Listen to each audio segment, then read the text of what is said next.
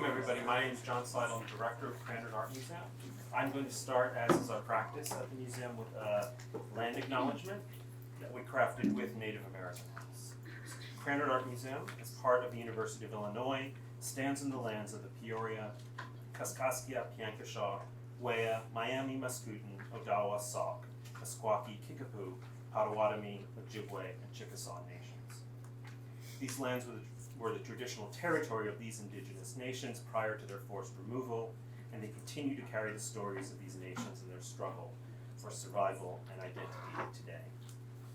As part of a land-grant institution dedicated to promoting the critical power of art of the past and present, Krannert Art Museum has a responsibility to acknowledge the peoples of these lands, as well as the histories of dispossession that have allowed for the growth of this university over the last 150 years.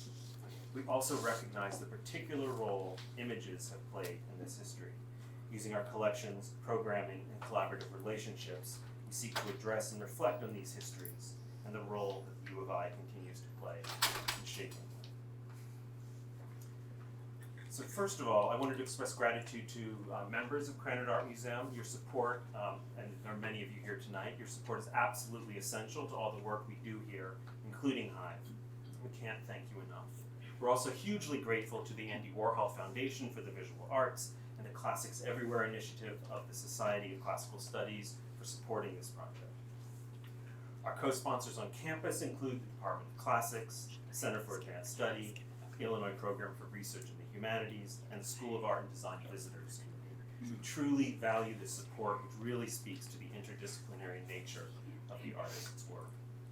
We're also thankful to the Spurlock Museum for lending objects for this exhibition. The co-curators of this project, our own Amy Powell and Clara Bozak-Schroeder from Classics, also must be congratulated. They've orchestrated such a productive and joyful collaboration, and they've created a provocative installation from the collections to contextualize and expand the ideas of Hive. Now, a project like this, of course, is fundamentally teamwork, and while I'm sure I'm going to leave out a few of our collaborators, I wanted to recognize, first of all, Tim Fox, Christine Sanya, Kim Sissons, and Walter Wilson from CAM.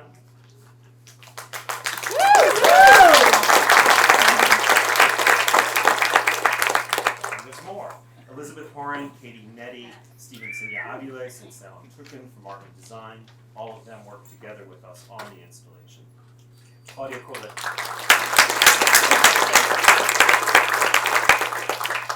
Corlett-Stahl, Dave Holtzner, Julia Kelly, and Chris Shady from CAM also played essential roles.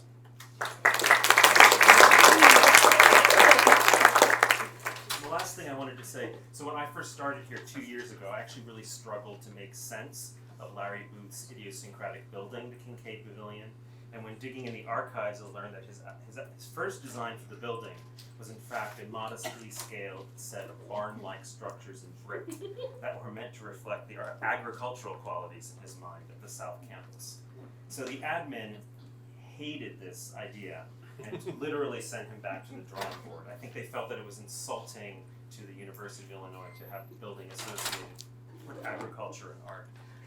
But I was, so then he returned, with this grand marble-clad building we have today. So when I learned that Nancy Davidson and Lakshmi Ramgopal were planning a critical intervention into the building, raising questions about the meaning of classicism in Booth's building, I was doubly overjoyed, given the genesis of the building itself from a point of critique, from the vernacular to the classical. So with that, I would like to introduce Amy Powell, who will in turn introduce the artists. Thank you.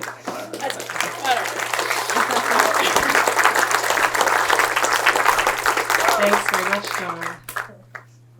John. Good evening, everyone, and thank you for coming to these artist talks and conversation for Hive, a site-driven commission with Nancy Davidson and Lakshmi Ramgopal in the Kincaid Pavilion here at Krannert Art Museum. I'm Amy Powell. I'm curator of modern and contemporary art. This is Clara Bozak-Schroeder, assistant professor of classics, and we organized this project together.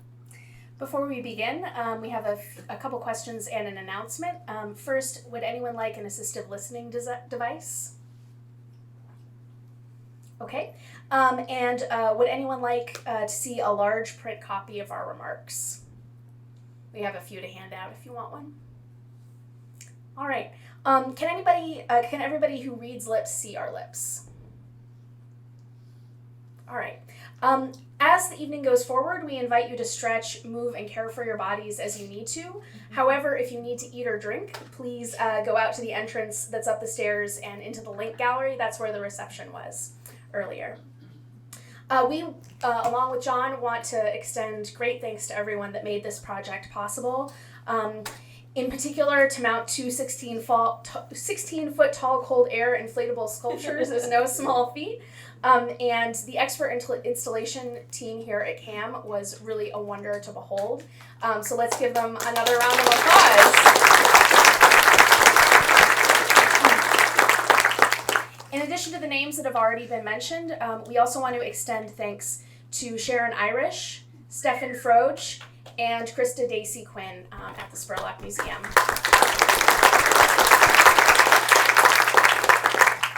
Artists envision and realize completely new experiences and ways of relating to the world. This is why we love artists. Hive has also been an amazing curatorial challenge of bringing together two very different artistic practices, one in sculpture and the other in sound, that speak to issues of gender and other forms of embodiment, including breath, alongside interpretations of the ancient world. This project first came about through a proposal I solicited from Nancy for the Kincaid Pavilion, which, as John mentioned, was completed by Larry Booth in 1988. Nancy loved this architecture, how it recalled other Midwestern mashups of classical forms and its postmodern interpretation of Egyptian revival. For the space, she proposed two monumental pink maiden goddess hybrids that would evoke two ancient sculptures, the multi-breasted Artemis of Ephesus and the woman-shaped columns on the Athenian Acropolis known as caryatids. Nancy imagined these figures with sound, and this was an opportunity both for me to find a collaborator in Clara and for us to collectively reach out to Lakshmi. The installation transforms the appearance and function of the art museum as temple, a place set back from the street and a hallowed hall of culture. Instead of sitting silently at a distance, with Hive it beckons people to come inside. Yet Hive is not at odds with the Kincaid Pavilion. Rather, it performs the architecture of the building by drawing viewers' attention from blocks away, while also challenging its rigid planes, columns, and glass by introducing curves, color, and living sound. First tonight, we'll have Lakshmi Ramgopal, who's a Roman historian in the Department of History at Columbia University and a multidisciplinary artist. Her electronic performances, recordings, and sound installations encompass her ensemble performances as the project Lycanthia. Her debut album, Migration, which came out in 2014, garnered praise from Noisy, the Chicago Tribune, and Public Radio International's The World for its alchemy of synths, guitar drones, catchy beats, and Carnatic improvisatory techniques.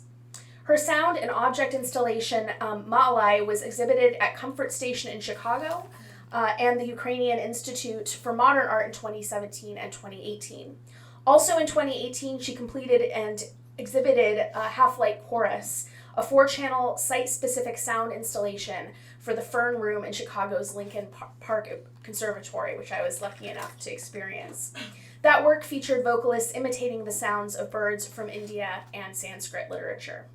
After Lakshmi, we'll hear from Nancy Davidson, whose sculptures incorporate latex, leather, rope, and lighting, all to interrogate the shapes and textures associated with feminine bodies. Daylight Books published Cowgirl, Nancy Davidson, in 2015, and she has had major solo exhibitions at Locust Projects, Miami, the Contemporary Art Center, Cincinnati, and the ICA, Philadelphia. Her work was included in the path-breaking feminist exhibition Bad Girls West in 1994. This is such an important part for me of Nancy's bio, so I always pull it out because I love that show.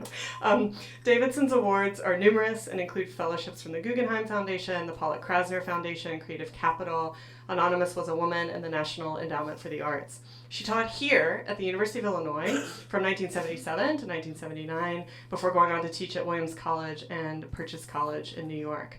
After these two talks, we will continue the conversation between the artists and us, the curators, and so please stick around, and then we'll open it up for Q&A. So please join us in welcoming Lakshmi Ramgopal, followed by Nancy Davidson.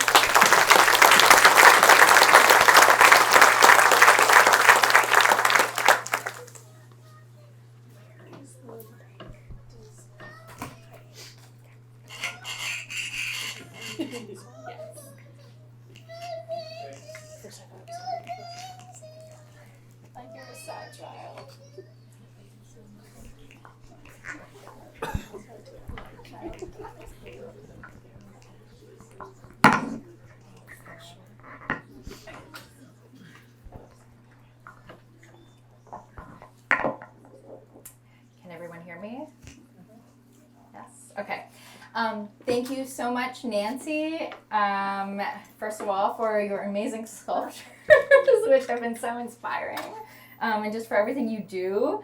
And also thank you so much, Amy and Clara, for inviting me to be part of this project, and to all of you for being here. I'm Lakshmi. I'm an assistant professor of history at Columbia University. I'm a Roman historian at Columbia, but I'm also a sound artist and movement artist. And among my projects, in addition to working with Nancy on Hive, is a multidisciplinary project called Lycanthia. And I'm going to share a little bit today, a couple of kind of details and sort of background to what eventually led me to be here in this room with you.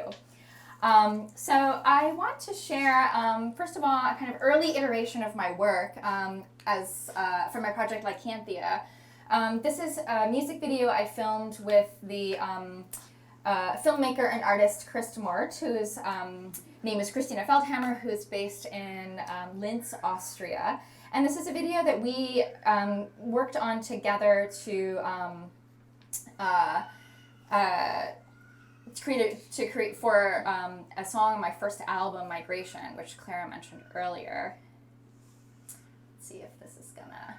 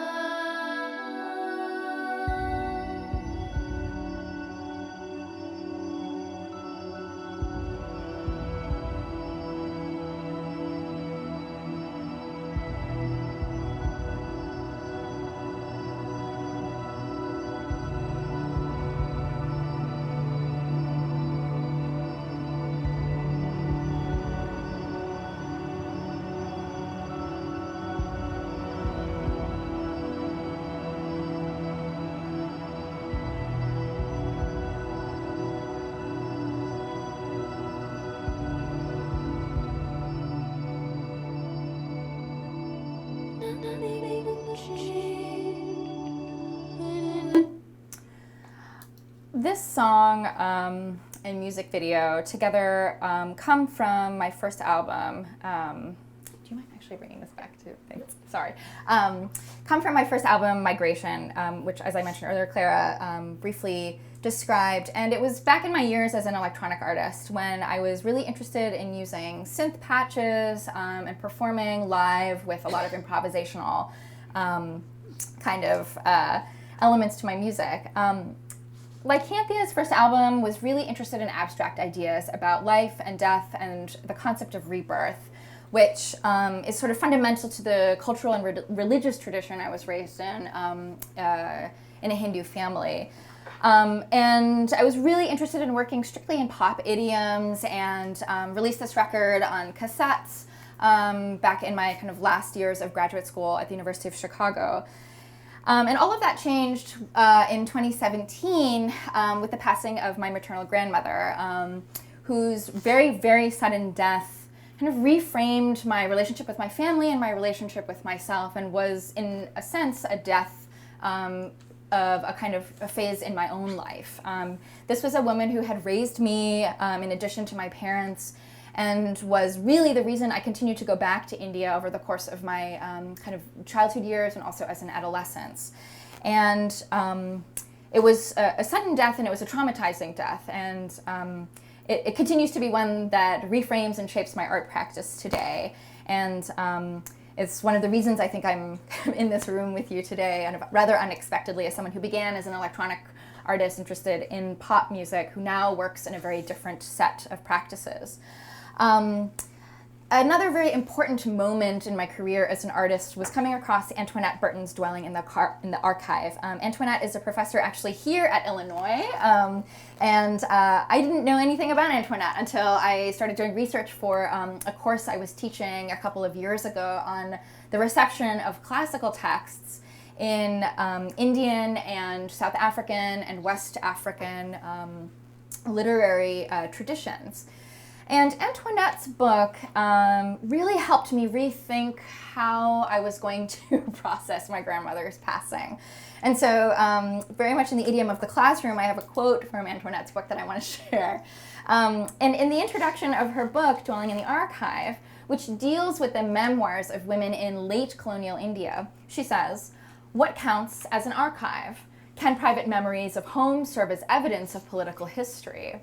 What do we make of the histories that domestic interiors, once concrete and now perhaps crumbling or even disappeared, have the capacity to yield? And given women's vexed relationship to the kinds of history that archives typically house, what does it mean to say that home can and should be seen not simply as a dwelling place for women's memory, but as one of the foundations of history? History conceived of, that is, as a narrative, a practice, and a site of desire." She goes on, "The term archive, as I use it in this book, works in two ways. I intend it first in its conventional disciplinary meaning, that is, as the source of evidence from which each woman produced historical accounts of life in colonial India.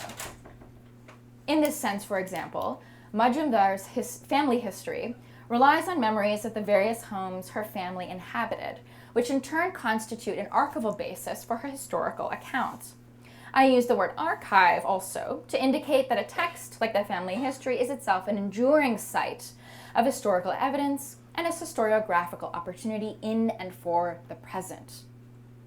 The book suggests that, in addition to serving as evidence of individual lives, the memories of home that each woman enshrined narrative act for us as an archive from which a variety of counter-histories of colonial modernity can be discerned. And this is the moment where I realized that this was where my art practice was going to go. What I really wanted to do was develop and understand the archive of my own family, and particularly through matrilineal lines of descent. In the days that followed my grandmother's passing, my mother and I went through things in her home in Bangalore, India, and found photos of her that neither of us had ever seen before. For various reasons, my grandmother had a very traumatic young adulthood, and she actually ended up destroying many of her photos of herself. And so we don't actually have many images of her as a young woman until we stumbled upon this photo in her kind of big old-fashioned wooden bureau that she would keep locked and that none of us normally could ever get into. And it was really striking to see this photograph of her with her young son, my mother's brother. I had never seen a photo of my grandmother as a young woman until after she passed away 2 years ago, a little more than 2 years ago. This was part of the family archive in a very straightforward sense. It was an image. But there were also other objects in my grandmother's dresser, and one of them was her mother's account book. So these are my maternal great-grandmother's accounts, and these are from the 60s. And you can see on the right a couple of columns, and on the left are words in Tamil that include things like aquarium tickets from my mother's cousin to go to the aquarium with my grandmother, her aunt, and milk and bread, and other kind of basic accounts from a day-to-day basis. And on the right, you see the amounts in rupees. And this was a really incredible archive, and for me, as someone trained as an historian, and as a Roman historian in particular, these are the kind of documents that one actually almost never has in my field, and it was really striking to think about these very kind of mundane documents as not only on the one hand historical documents, but on the other hand part of an archive that the women in my family had produced without even really thinking about it. And I realized that this was the way I was going to need to process my grandmother's passing and the loss that she signified for me, not only in relation to the quote-unquote motherland, but also in terms of understanding myself. And one of the reasons this was so particularly significant was because my niece was born the same summer that my grandmother passed away. And she was the first kind of baby in the family, and it was particularly tragic that the two of them were actually never going to meet. And so my family, within one summer, had basically experienced two significant reframing moments: the passing of this sort of matriarch, and on the one hand, and then on the other hand, the birth of this wonderful, beautiful new child. So the first project I created in the wake of my grandmother's passing was Male, which in Tamil means flower garland. And Male was essentially an exploration of not only the practice of Hinduism within middle-class and upper-middle-class diasporic families on the one hand, but also just how Hinduism and the practice of religion can actually be functional in an archival sense, that in practicing religion and ritual, we are actually creating knowledge about ourselves and kind of passing it on to subsequent generations. Male was constructed as a domestic Hindu altar, the kind that you would see in many Hindu families today. This usually involves a kind of, to be honest, I don't know what other word to use, a crappy coffee table, like whatever you have at home, a bookshelf, really anything that works. And then you put images of deities on it, and then to them you pay obeisance through various rituals and rites. And Male kind of disrupted this way of practicing religion by including images not only of Hindu deities, but also images of women in my family, both living and dead. Now, to include images of the dead on a Hindu altar is all well and good. To include images of the living on an altar is not okay. And if my mom knew about this, I would be in huge trouble. So she actually does not know about this, or about most of the things I do. So, so Male was, I put this together within a few weeks of my maternal grandmother's passing, and it was really the first time I had created installation work, and it was one that was deeply, deeply informed by my own experience within a family that was so kind of shaped and governed by strong, really powerful women who had experienced separation from each other at multiple levels. Now, you can't tell from this photograph, but this was actually a sound installation, and the audio component of this installation were conversations I had recorded between myself and my mother and my grandmother. And these were conversations I had recorded just kind of for fun back in 2013, years before my grandmother passed. And the conversations are often of her talking about the jewelry she acquired when she was 16, or various feelings she had about family members. Would have to stop the tape several times because there were things I wanted to, this was a recording I wanted to give my family, and so you can't really do that if she's talking about people in a certain way.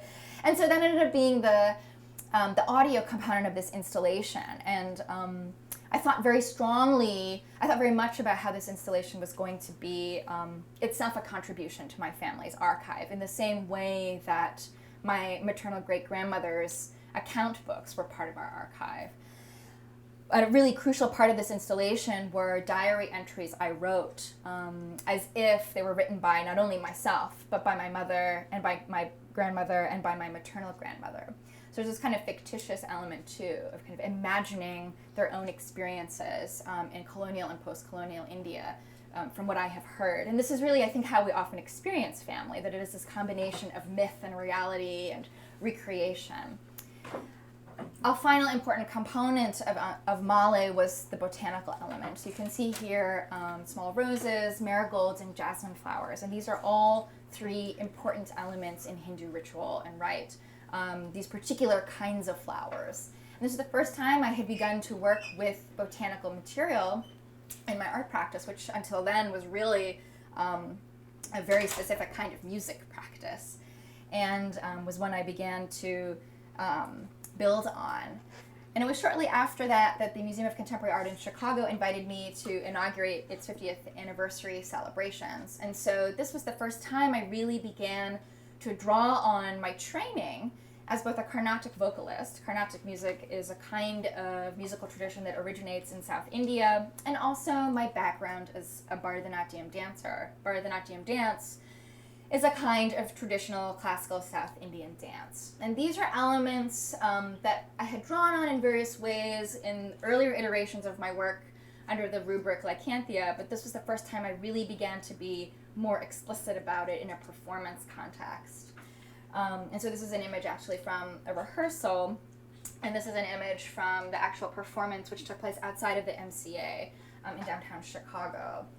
This was also the first time I began to work with a large ensemble. My previous performances had been me working with several pedals, that is guitar pedals that I would use to manipulate vocals. Now I was working with live musicians and doing a lot of kind of adapting of my electronic work into more acoustic and analog formats. And that was a pretty big change for me. And these are a couple of images from that experience. And all of these artists are incredibly talented artists who are members of Chicago's arts scene. And one of the really exciting challenges of this project was actually bringing to life a very kind of specific set of Hindu American aesthetics and sounds with an ensemble that didn't entirely originate from a background like that. And one of the things we really were excited about was this challenge of dealing with appropriation when appropriation can actually be a positive and productive endeavor. And I think we really succeeded in that. And the best part was that Rahm Emanuel was there and did not seem to enjoy what we did. Moving on. From there, I have continued to do installation work. And one of the most exciting projects I have done since my MCA performance was a commission from Chicago's Experimental Sound Studio. ESS works with the Chicago Park District to create a series called Flora Sonic, which involves the commission of sound installations that are located within the Fern Room of Chicago's Lincoln Park Conservatory. And those of you who have been in this space will know that it's a very small, lush space, and one of the things that makes it a powerful space is the fact that it is small. And this was again inspired by my grandmother, but additionally by my niece. And her name is Shakti, and I have to say that now because there are now two nieces. And I was really interested this time in engaging with the space by thinking about birds, and in particular the relationship that birdsong can have to memory. I think many of us relate to the sound that certain kinds of birds have, and the memories that they evoke, whether it's robins chirping really early in the morning, if you're in New England, for example. I grew up outside of Boston, and that's a very, very specific sound that I know well. When I would visit my grandmother in Bangalore, I would always hear a bird outside and never know what kind of bird it was, but it was always the same kind of bird. And I would mention to my mom, do you know what that bird is? And she would say, no, but I know what you're talking about. And so when I had the opportunity to create this installation in Lincoln Park Conservatory, I knew that it was going to be about birds. And so I started to work with the Macaulay database that Cornell University has, which is a vast database of recordings of wildlife, and it's particularly strong in avian recordings. And I asked several artists to record imitations of birds from India and Sanskrit literature. So there is one mythological bird with its kind of own invented range of sounds that we produced. I did eventually figure out what bird it was that I was hearing at my grandmother's. It's the Asian coil. And it turns out that it's a cuckoo that lays its eggs in other birds' nests and has other birds raise its young. And so it's a particularly interesting bird to really associate with my family and the kinds of geographic separation that my family has experienced through generations of migration, and in particular emigration from India. And it was a 4-channel installation, so the sound was coming from 4 different places. It was a 90-minute composition of recordings by these different artists who are listed up there that kind of loosely played with the diurnal rhythms of birds. So there's a very loud kind of dawn chorus section and a quieter afternoon section and a very quiet evening section in which the nighttime or nocturnal species are the only ones that you hear. As part of the opening and closing for this installation, I organized performances and also put up kind of little signs for the birds themselves. So it was really great to sit in the fern room and hear people come in and actually be confused about whether or not there were real birds in there or whether there were people goofing off imitating birds in there. And then some people expressed disappointment when they discovered that actually it was all a trick and that the sounds were coming from speakers. So this was kind of a lot of fun, playing again with kind of invented knowledge in a way, how I did with the diary entries I fabricated by various members of my family. And these are a couple of images from the opening performance. And this is an image from the closing performance. And this is an image with my niece. And I dedicated this installation to my niece for two reasons. One is I wanted to dedicate something to her. But this also was an important contribution to, again, the family archive. This idea that she would see her name on this material one day in the future. And maybe she won't care about it, and maybe she will. She's currently 2.5 years old, so doesn't know any of this is happening. But it was important to me for her to be part of this in a way that wasn't simply, I'm thinking about you, but rather you are actually a fundamental part of this. I created this for you. And that in and of itself is kind of part of the work. And as some of you may notice, she's actually one of the vocal contributors to the installation upstairs, because as a child she experiences her body in a very particular way, and I was interested in incorporating that in how Hive thinks about bodies. My practice has really shifted in significant ways over the last 2 years, and one of the sort of big ways is that I've moved away, as probably become evident, from electronic music to working with movement, and also working in more analog and acoustic formats. And I want to kind of close close what I'm sharing tonight with a sort of a very brief excerpt from a new piece I've been working on over the last 1.5 years, actually since I started Half-Light Chorus, and to give you kind of a sense of where I am now, and in a way how Hive came to be. This is a song called The Nightingale, and it is again inspired by the woman who has kind of shifted my practice in this direction, my maternal grandmother.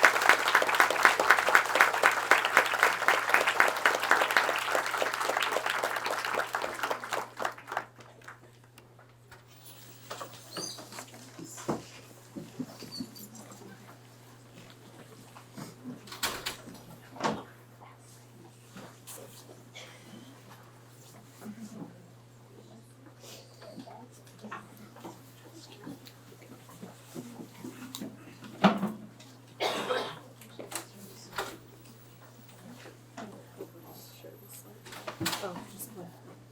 Do you want the presenter view? Yeah. You got it.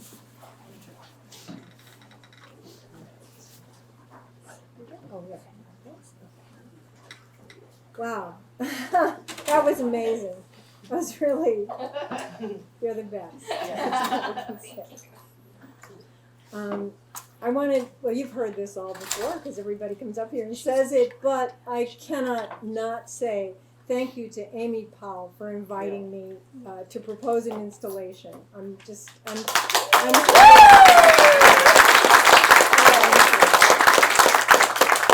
a few more people to notice here. Claire Kilcurier, I'm thrilled to have her on our team. John Seidel with his continuing support as a director, Walter Wilson and Tim Fox and their crew for their complete commitment to a seamless installation.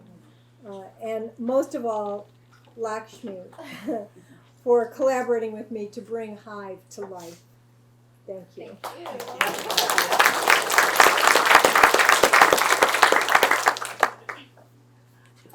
I will show you many images. Some I may not fully identify. Please don't hesitate to ask me any questions about my sources afterwards, and I'll begin by introducing my work. Most of my images will be from the last 20 years, but not all. I'm beginning with an installation drawing I did in the early 70s. It's 8 by 16 feet. I always like to work big. My use of bilateral symmetry continues till today. This piece was made with oil paint sticks and used rubbings from the floor to transfer paper to paper. I was inspired by hand gestures of Balinese dancers and expressions of their body language. Eva Hess's work was very influential for me in many ways. Its sensuality, the fleshiness of the materials, the use of repetition, gravity, fragility, and a reinvestment in the human body. Studio shot, 1966. In the summer of '92, I decided to try working with weather balloons, and they became a perfect medium. Using rope, squeezing, making them big and small, I wanted work that occupied a three-dimensional space, have scale and physical impact of sculpture, but was light in weight. The materials of sculpture seemed heavy and hard, and I became fascinated with characters or tropes from popular culture, festivals and carnivals, but I wanted to use this humor to emphasize the importance of the viewer, the audience. Maybe is a stand-in for Mae West. Double corset with a waistline of over 200 inches. My work has focused on popular culture since the 1990s. This is Nutella, Golden Eggs, Upside Down Girl, or Circus Spider Woman Act. I love the absurd, unruly, transgressive. Carnival Eyes. These pieces represent the place of the viewer at the carnival, the importance of the voyeur. They look back to the space between the audience and the sculpture. Folly is one of our deepest necessities. Based on a principle of rotation of form from bottom to top, this piece Buttress, stacking, commenting on Judd's stacks and Brancusi's endless columns with a gender difference. Neither Big Ugly nor Small Nice, a petulant child, is 7 feet tall and hangs inches off the floor. Suspended sculpture emphasizes the lightness over weight, its lightness over weight, and movement over stability, a hybrid body for Elvis, Blue Moon. Spin 2, sister of Spinderella, part clown, part spider. Fevers, named after my favorite character in Knights of the Circus by Angela Carter. This photo and the next are based on my photographs of Spin 2. I use photography for other reasons. They're more subversive than my sculpture. Playing with mimesis, Bone Femerie, named after another Angela Carter character, is pictured here. That's about 7 feet long. Hang 'em High has it all. Suspension, binding, and the net. Dulcinea, Don Quixote's muse, is 16 feet tall. Seductive and gargantuan, it becomes more than a fantasy.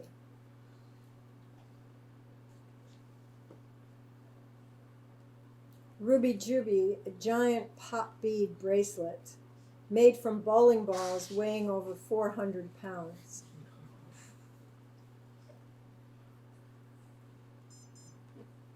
Crystal Blue Persuasion comes with its own soundtrack and lighting requirements. I think we're about 2001 here. Yeah. Dudette. Comedy connects people. The audience responds individually. Humor is inherently unstable. And this is a closer look. That's a bicycle seat, the banana bicycle seat. Yeah. Not a Fella celebrates the construction of gender. Hitchcock's famous profile with a Greek hairdo.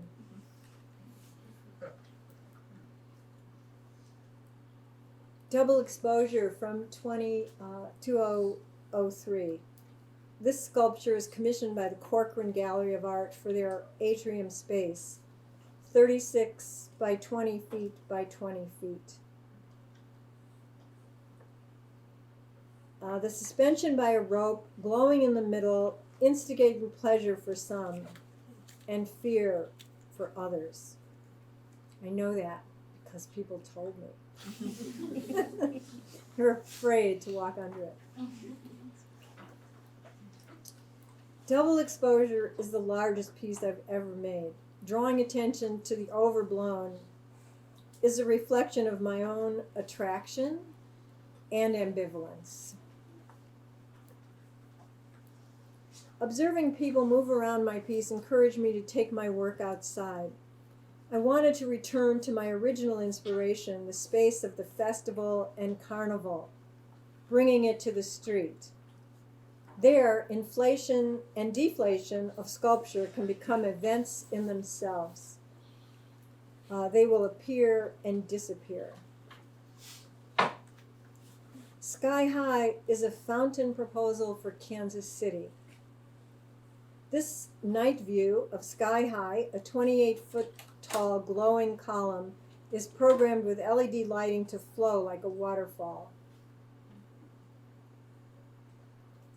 Daytime virtual image, it's made out of precast concrete, fiberglass concrete. I began using digital media to communicate with institutions and fabricators.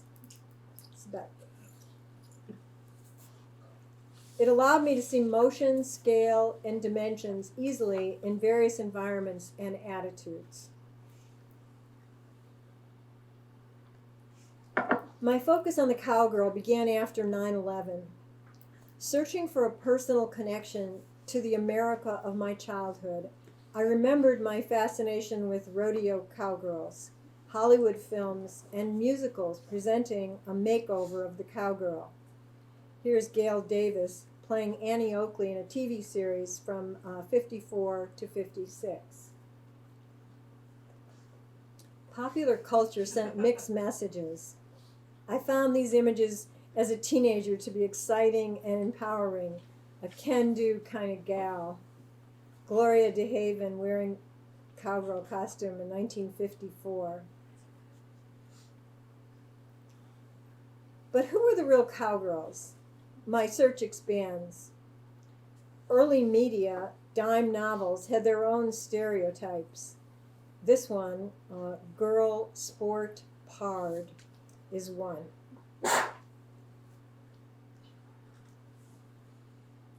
Pendleton's famous rodeo performers. They are represented in folk tales and legends. Rodeo embodies the history of the cowgirl.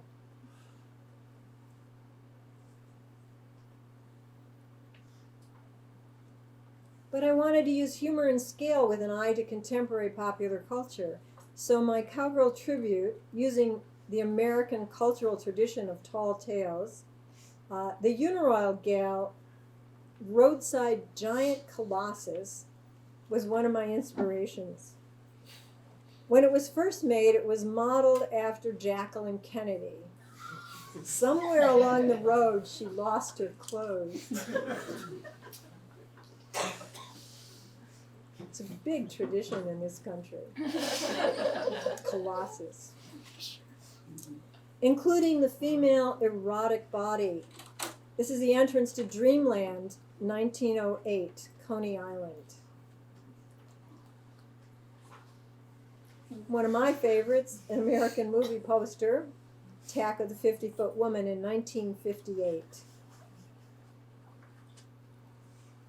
I added some body parts for comedy. I see my cowgirl as both a celebration and critique of the overblown, and this is a preparatory drawing for the fabricator.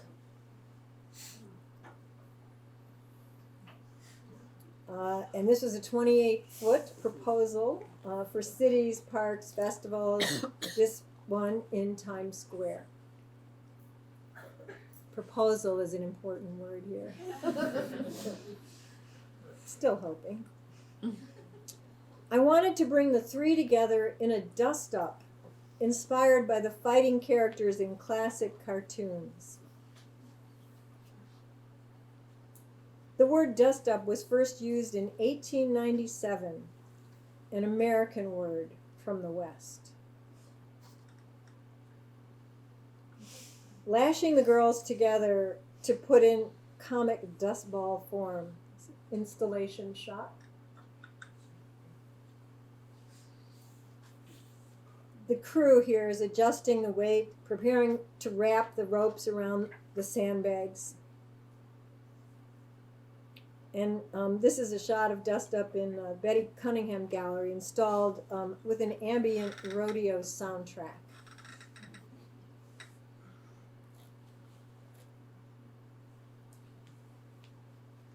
And this is a detail of lashing them together cheek to cheek.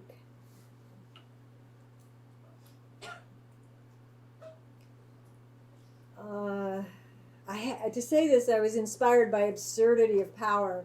I guess you know when this happened. A few years ago, I'd say. The Emperor's New Clothes. I began looking at the forms that represented cultural power. The palanquin, or litter chair, here in Cook's Island in 1974, when the royal family visited. Bordering on the kitsch, as popular culture easily does, the patrician in his litter carried by slaves in the Roman Forum for an HBO epic about Rome. And I began to create my own version of a litter chair with eye envy. 11 feet tall, giant bulbous eye, looking down, trying to dominate, a parody of power and control. This space, this was for my show in Miami in 17, was color washed with the light of twilight. And Jason Rodriguez, who some of you might know from the series Pose, performed in the space. Gives you an idea of scale and surveillance. Sinsterous, or Way After La Laquan, the platform serving up a self-satisfied snake, complete with 2 rattlers. Sinsterous is a Latinized form of the Greek word tail rattler. And this is a detail of the rattle. Which brings me to my first look at the Kincaid Pavilion at night. It immediately reminded me of ancient sites. And I realized the power of memory and architecture. Or you could say architecture and memory. This is what I did to it immediately in Photoshop. Just went home and did it, and I thought, I like that. I like that. I was immediately reminded of the Porch of the Maidens at a favorite museum of mine from childhood, the Museum of Science and Industry in Chicago. I also thought about Artemis of Ephesus, the multi-breasted goddess that has dual power, goddess of the hunt and sacred mother. An earlier piece, Bigaroo, 14 feet tall, in 2016, plays with an abstracted form with bulbous parts.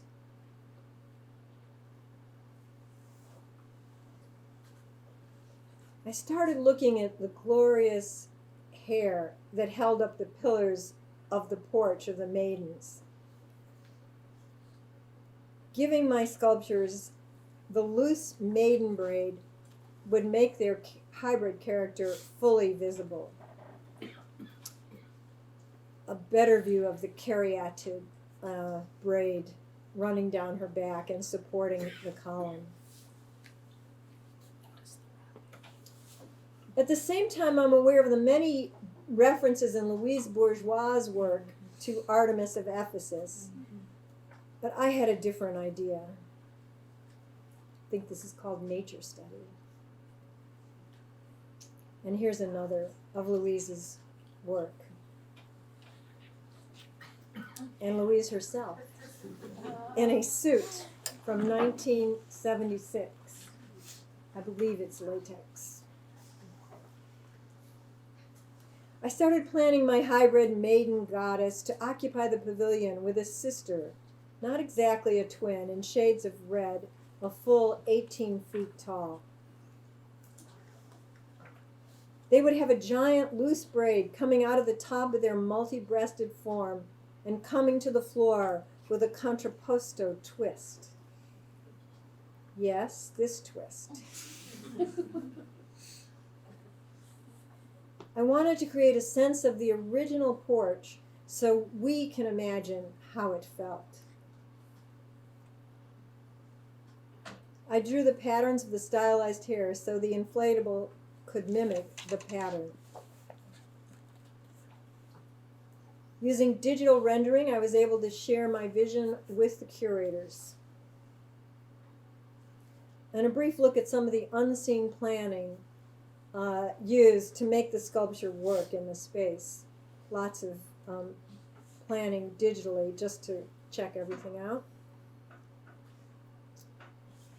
And this is just a quick look for you to understand how a sculpture this size is installed with a cherry picker and plenty of help.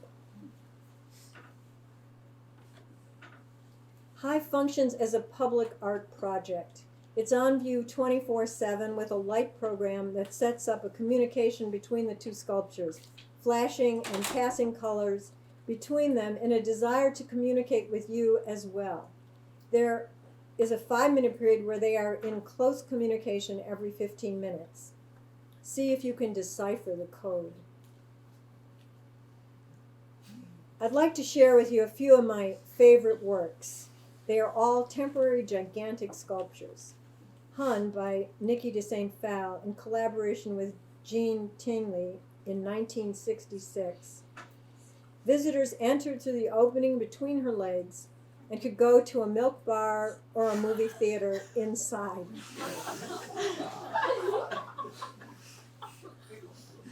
Tried to name that politely. This is a working drawing or plan. She was also a pregnant character. And this is a construction in the museum, getting ready for the piece. Another favorite of mine, A Subtlety, or The Marvelous Sugar Baby by Kara Walker, 2014. Maybe some of you saw this piece.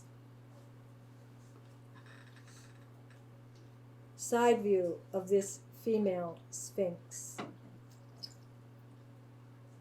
And a back view. Why has the trope of the goddess reappeared at this cultural moment?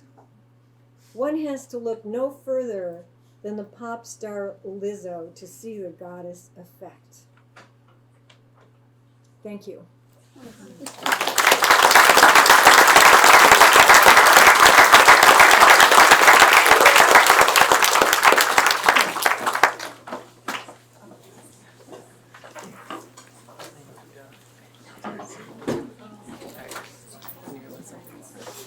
We're going to be in conversation here, so please join us.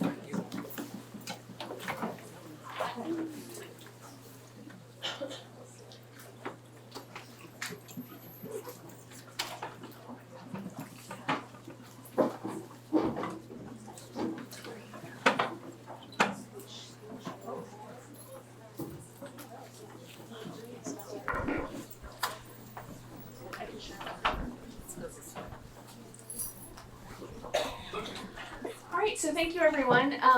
We're transitioning now to conversation. Amy and I have a couple of questions for the artist, and then we'll open it up to you all to talk to any of us that you wish. Amy, do you want to begin? Sure, yeah. First of all, can we just give another round of applause? For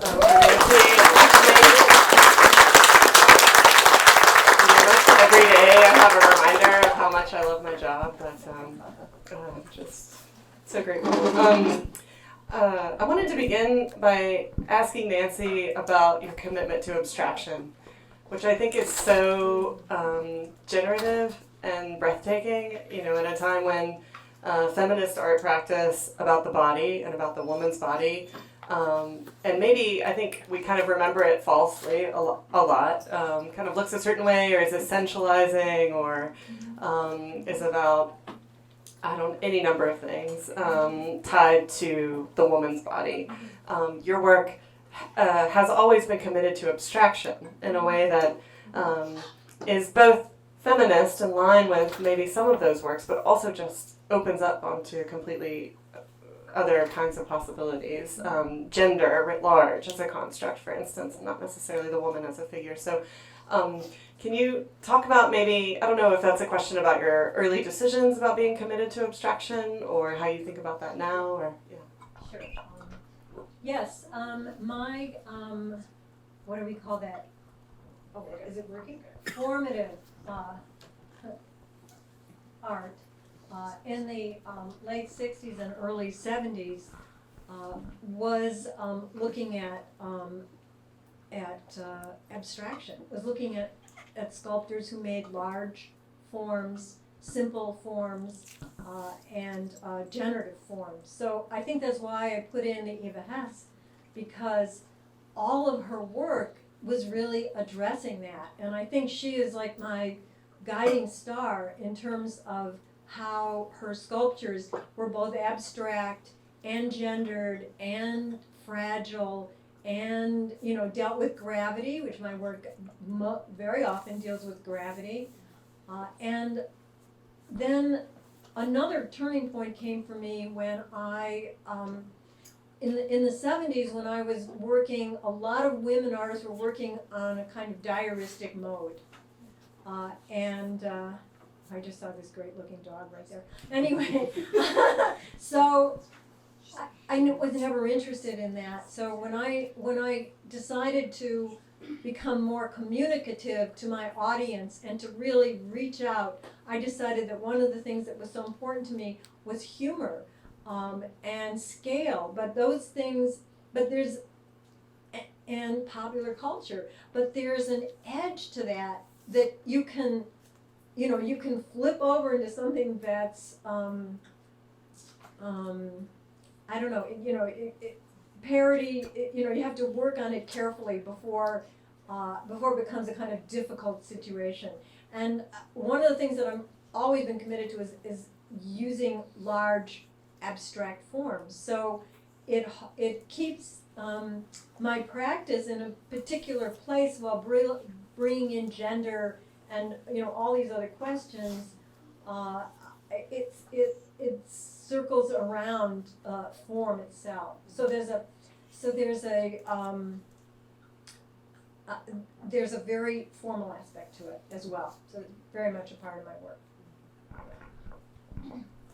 Lakshmi, you also, are, it seems like moving between words and wordlessness in your practice right now. And so that the Hive composition is wordless, I would say, although also rhythmic and formal in certain ways. But can you talk about that dynamic? Yes, I can. So one of the challenges for me in my role in this project was pushing myself to create work that I did not find beautiful or pretty, because I think what we are often trained to find beautiful and pretty and pleasing actually comes from a deeply hegemonic colonialist framework. And so I wanted to really challenge myself as a person who loves the girly and loves the pink. Really, I'm wearing pink shoes. To really think about what the disembodied voice is, and particularly without words, because words in a way give the voice and the breath form and body. And so when I invited the different vocal contributors to participate in creating the sound bank that I used to create the compositional elements, the various compositional elements for Hive, I gave them basically no direction. And I asked them, just experiment with your breath. And this was really new for me, and a sort of a stage beyond what I had kind of was working in for a half-light chorus, where I had asked people to imitate birds. Birds are speaking in a kind of language themselves, and it's not, and that often, depending on the species, actually has a strict syntax. And I worked really against the syntax of the breath for this, in part because I'd experienced kind of witnessing my grandmother on a ventilator before she passed away, and the really strange regularization of breath that ventilators produce, but also as a person who actually lives with chronic illness and disability, and being aware of the impossibility of regularity within the body, and no body actually, in the sense of actually no body, experiences regularity. There's actually no such thing as normal, and what the medical industry does is define what is normal, right? There's a normal heart rate, there's a normal blood pressure, there's a normal cholesterol level, and these things are within very specific kinds of parameters that are imposed on bodies, which do not actually ever follow that type of regularity or normativity. And so something I did in working against the syntax of the breath, for example, was to put together in the composed elements of the piece kind of inhalation after inhalation after inhalation with no resolving exhalation, for example. We expect to hear an exhalation after someone goes, but instead we just hear, and it's like, even just doing that now is really uncomfortable, and I think it's really uncomfortable to hear. And I'm not clear on whether it's uncomfortable to hear because I don't breathe that way, or because I don't expect other people's bodies to breathe that way, and those expectations are always different. So this was particularly exciting for me in terms of moving away from a practice that has often been very lyrically focused, as in the music video I shared earlier, in which words were very important, to moving really far away into something that was much more hypothetical and abstract and exploratory, that was in part a reflection of personal experience, but also a certain frustration with this expectation that I'm supposed to meet, or one is supposed to meet certain standards of normality that actually don't exist and have never existed and are necessarily, non-organic, so to speak. Can you describe can you tell everyone how the sound is structured, and how they might, they'll figure out how they'll experience it in the space, but I think your insight into the technical aspects and and the rhythm is really great. Yeah, so I was really excited when Nancy shared an early idea, kind of an early planning phase for Hive, which was the idea of playing with breath, because the space itself, the Kincaid Pavilion itself, has a kind of like a ventilator system just to kind of push air in and out of the room. It's part of the heating system and so on. But there are also blowers in the sculpture that create this kind of constant substrate of sound that's just always there. So those were kind of two things that were going to be producing sound in the same room in which I was going to be creating, in which the sound installation I would be creating would be located. I have MRIs on a regular basis, and I'm one of the weird people who find MRIs very soothing. I fall asleep in them instantly. And there's something about an MRI I find really fascinating. It is both a loud, kind of regular, kind of noisy, and yet very patterned experience, but it's also irregular. It follows its own logic. And so I really wanted to recreate a little bit of that experience. An experience that is both soothing at times and familiar, and at other times was kind of disturbing and uncomfortable. So what I did was use the sound bank I created, which was essentially samples of recordings by the vocalists involved in the project, and created 6 composed pieces that range in about 11 to 18 minutes in length each. Some of them have an almost sort of pop kind of sensibility, others much more abstract, and these are each separated by 6 minutes of completely randomized audio, and I used the program Max MSP to randomize that audio and worked with a sound engineer at Chicago's experimental sound studio named Alex Inglesian to do that. And those 6 minutes follow specific rules. They draw on certain parts of the sound bank. They don't the sounds are separated by 0 and 160 seconds in length about, and no 2 sounds playing consecutively will come from the same person, so to speak, the person who created that audio. So there are sometimes long-ish pieces of silence in the installation, and then moments that are very busy. These randomized sections again alternate with the arranged longer sections that I created. I wanted to structure the installation this way to kind of recreate my own experience as a sort of a person who's medicalized in a very specific set of ways, and the role that machines play now in medicalizing and measuring the body and determining what is and isn't normal or healthy or well.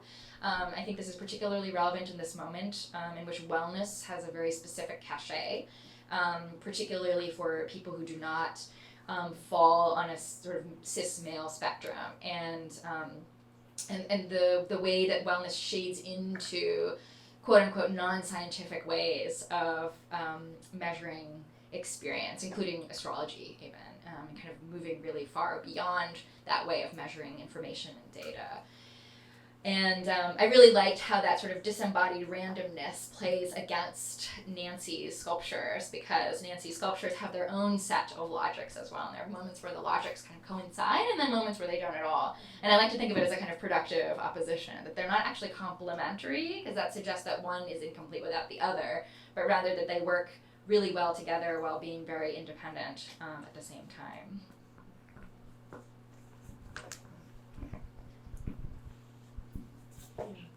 Nancy, do you want to talk a little bit more about the light communication between, or how, and or whether your collaboration with Lakshmi kind of opened up other technical or specific questions for you? Yeah. I've been working with light for a couple of years, just thinking about how a light, like a color wash in a space, affects the viewer and affects the work. So I worked with that in Miami in a very simple way, using colored gels and flooding the walls with light and, kind of a twilight look. But here, I realized that these pieces, this would allow me to have, and immediately understood that there could be light in the pieces themselves, in the space, which, you know, if you look around, there are colored lights in the space and outside. So it's a kind of 3-stage lighting system. And also because it's 24/7, some of those lights show up during the day and some of it shows up at night. So the evening look of the piece, you know, which now I think it would look pretty nice. It looks pretty spectacular at night. I think is augmented by the fact that I decided to work with a lighting designer. And the lighting designer set up a system somewhat parallel to what Lakshmi was talking about, where there's randomized aspects of the program, and then there are parts of the program that are much more scripted. And what I said to him, Niles Fromm, who's in New York, what I said to him was like, think about like, what is that film called? Strange Experiences of a Third Kind, or Close Encounters. No, is it Close Encounters? Yeah. Excuse me for my slip there. Yes, Close Encounters. And in that there's a segment in there where the spaceship starts sound and light and flashing and communicating. It's just like an amazing segment in that film. And I thought, well, maybe these pieces can communicate with each other. Maybe they know something that we don't know. Maybe they have a form of communication. So in part of this program that we set up, there's a 5-minute section where they really begin to communicate with each other. And there is flashing, passing colors, becoming more frequent flashing, more extreme, and then they go to a point where they're both the same color. And then they slowly back down from that, and then there is a randomized time when the color is chosen from 10 chosen colors, and the program allows it to randomly play those colors for the next 10 minutes. And then the communication section begins to play again. So, and I realized, I'm not sure if it was Clara that recommended that I read the new translation of the Odyssey. And I'll take credit for it. Take credit. Emily Wilson. Right, yeah, Emily Wilson, right. And I was reading it, and I you know, I was just amazed at how the gods and goddesses appeared to humans. And I was thinking about, you know, like these pieces are appearing to humans, you know, like this is an apparition of a sort. And when they're in the space with them, they come as a mist, but their presence is felt.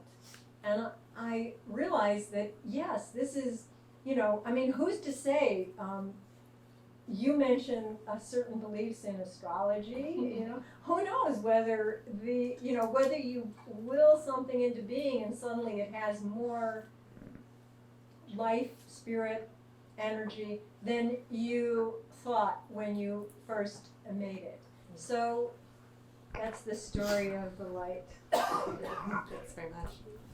Yeah, that's a good idea. So we're going to open it up now to questions from you all. Would anyone like to begin? Yeah. Hi, India. Yeah.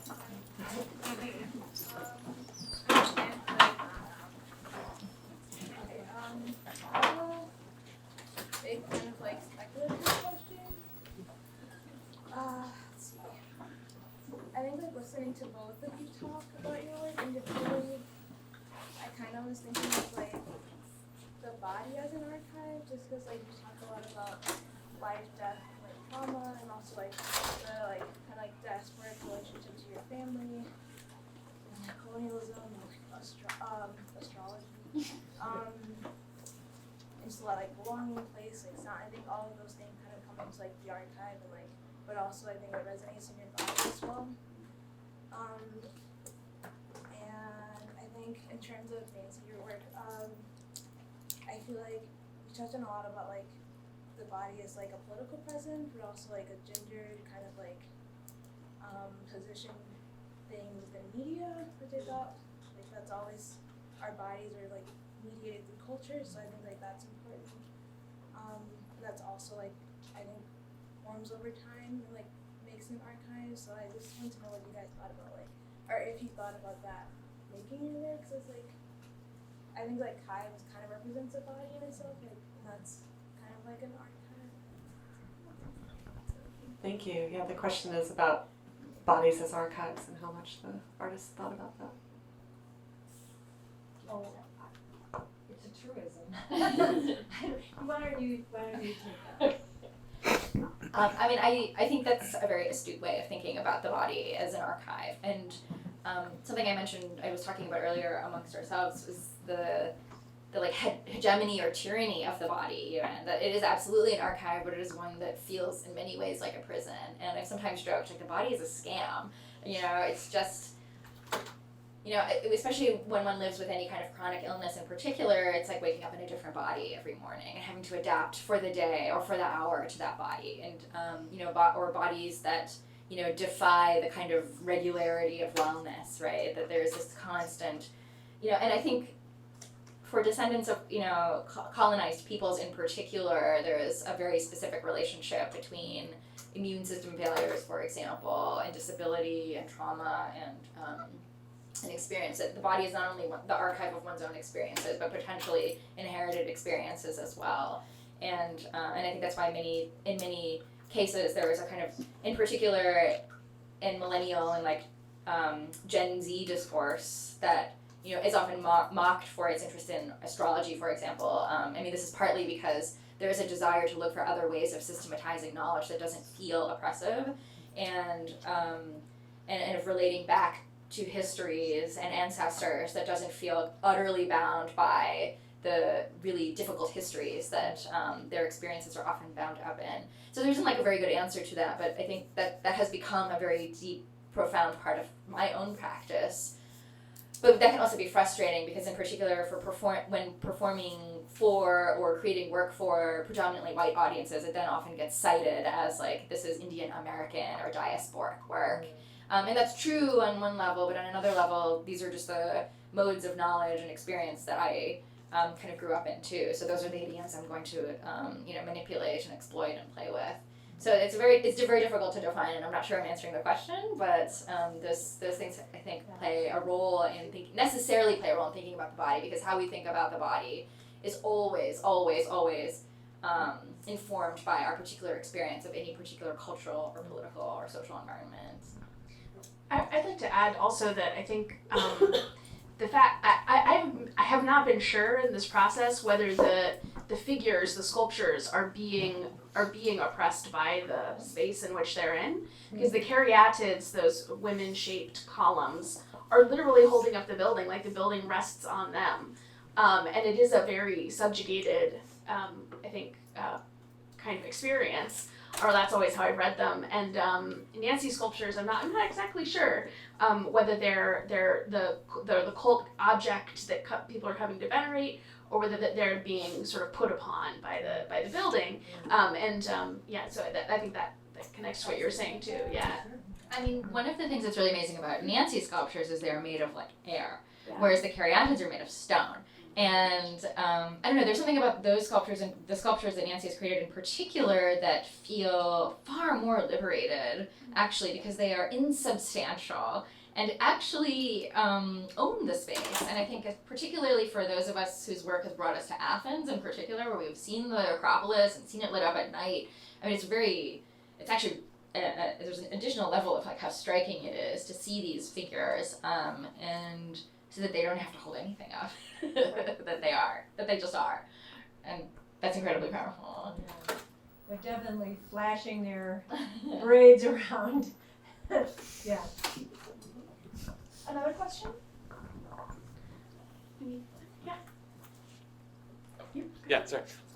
For Nancy, looking at these, there's the obvious element of abstraction, but then the braids are very, very obviously braids.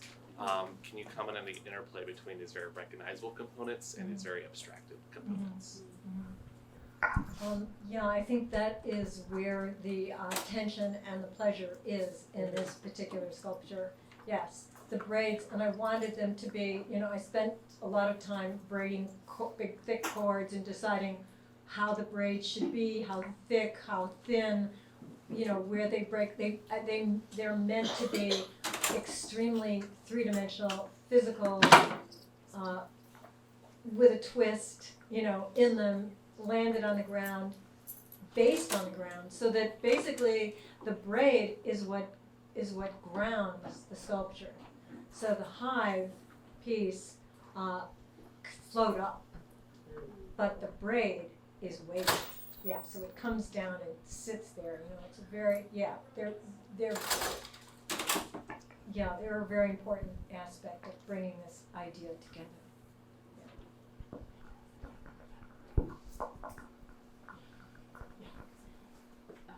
So I just want to add to the braid too. I think braids have such cultural significance in certain contexts as well. So I am a big-haired woman, and in the subcontinent, the braiding your hair is something you have to do for nice functions because that control makes you look nice.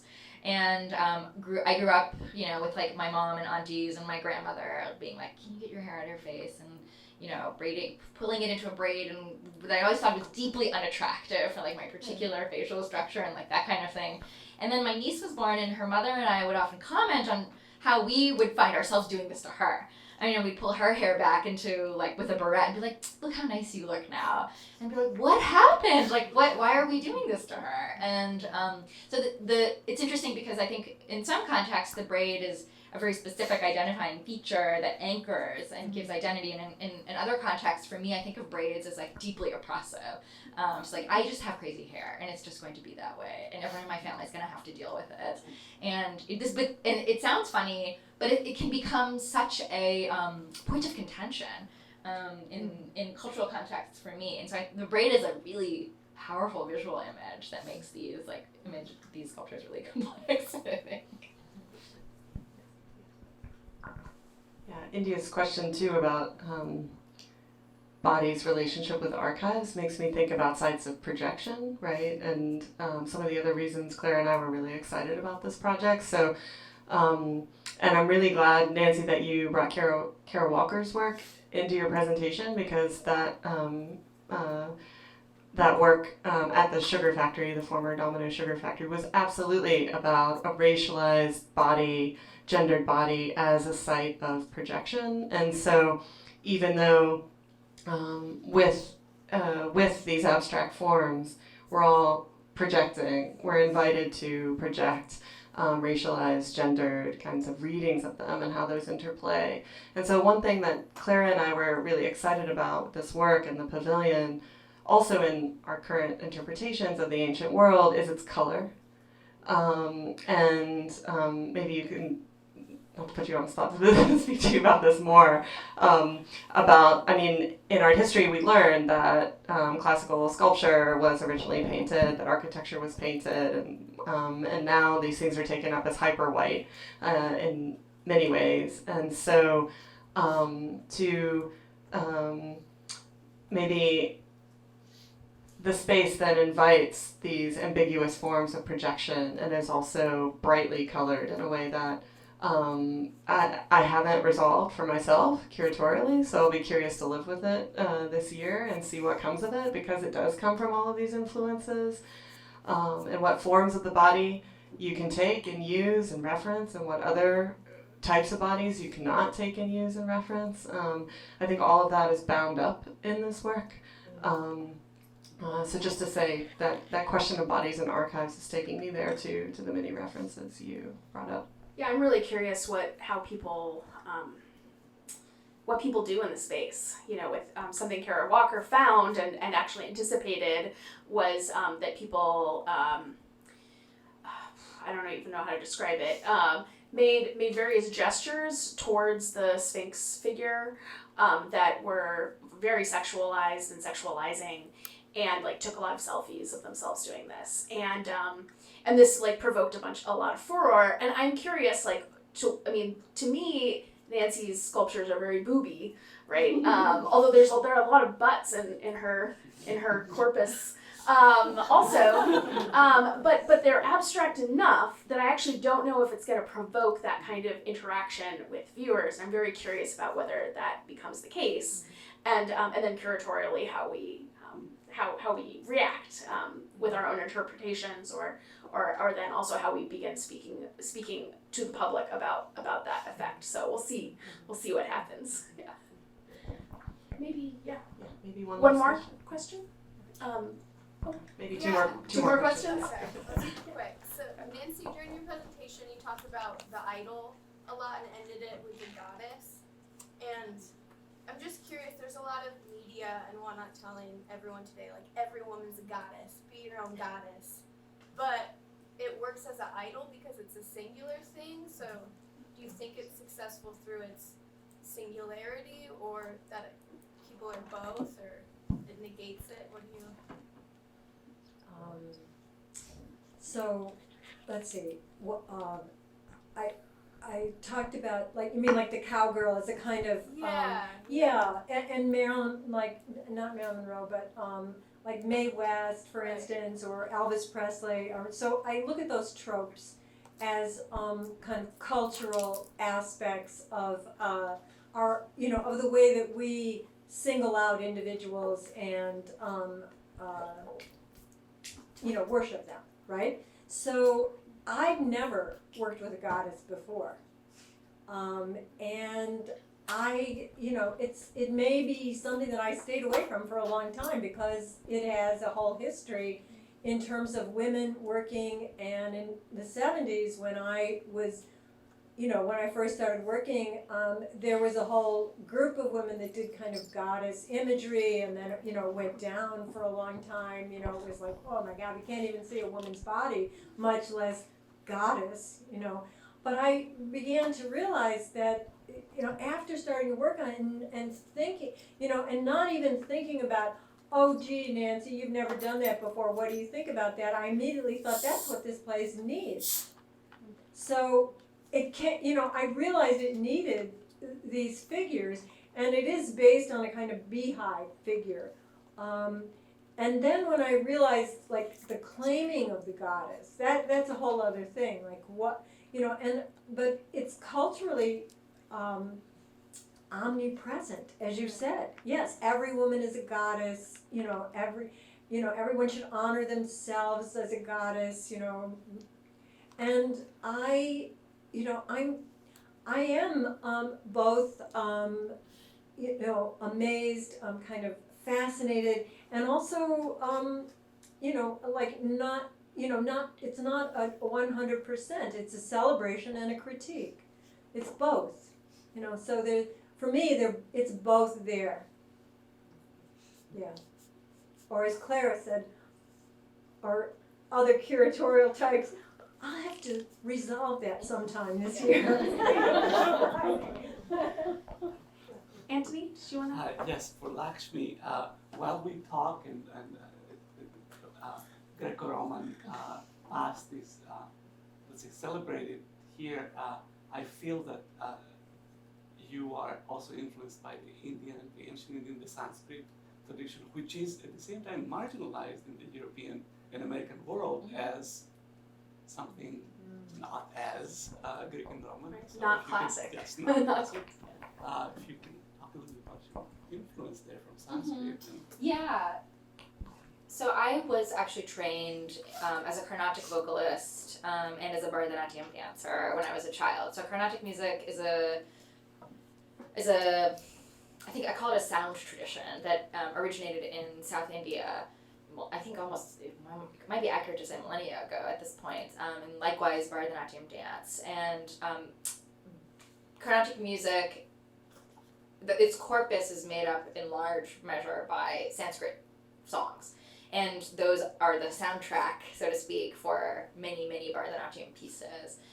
And when I created a half-light chorus, something I was really interested in was looking at medieval Sanskrit literature in particular to look for birds to include in the installation. And one of the birds that comes up is the Garuda, which is a mythological bird. And so I invented even a Latin, like a scientific name for it. using my knowledge of Latin, and invented like a whole kind of series of songs, or songs for the bird, as if it were a real bird, like the different kind of a mating call, or looking for my baby call, or stuff like that.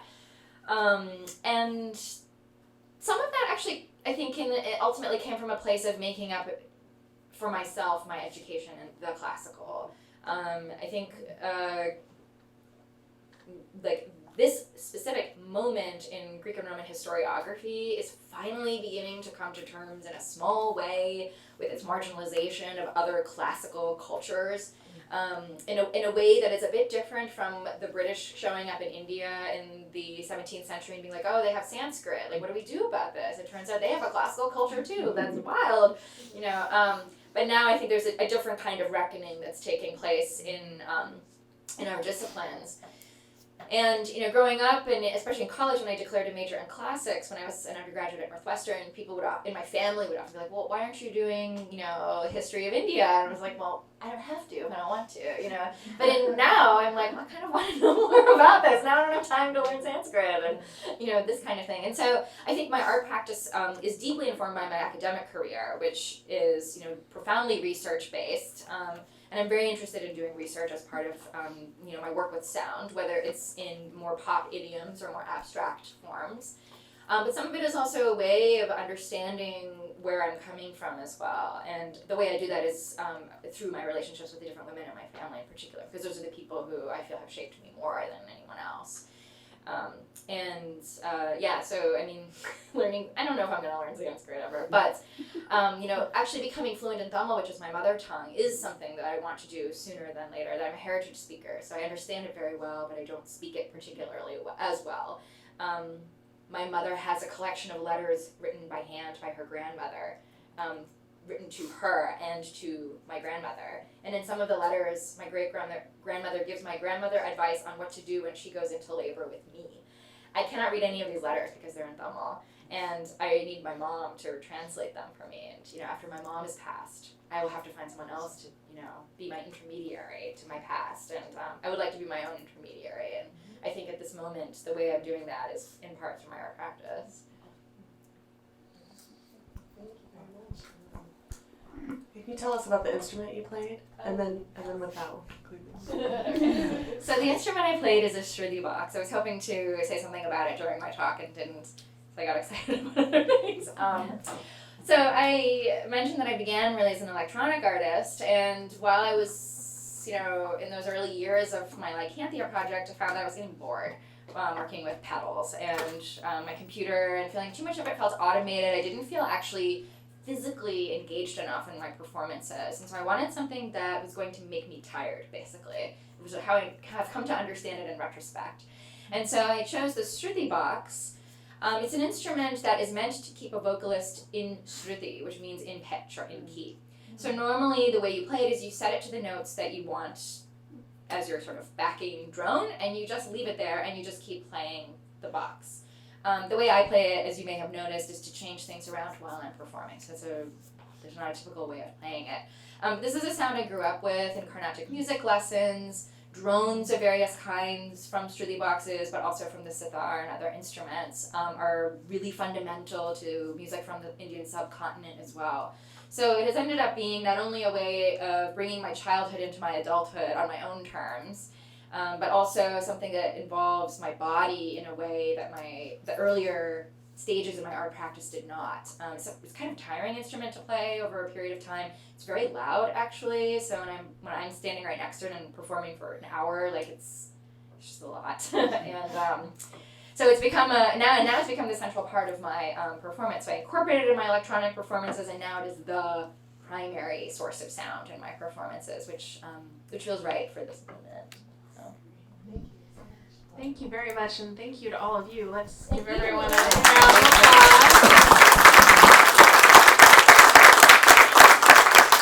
And before we go, I wanted to say, first of all, a big thank you to Amy for, and Nancy too, for inviting me onto this project initially. but it's been the great joy of the last 2 years for me. And I also wanted to invite you all to go see Hive if you haven't done it yet, or see it again, especially now that it is dark. But the museum's open until 9, I believe.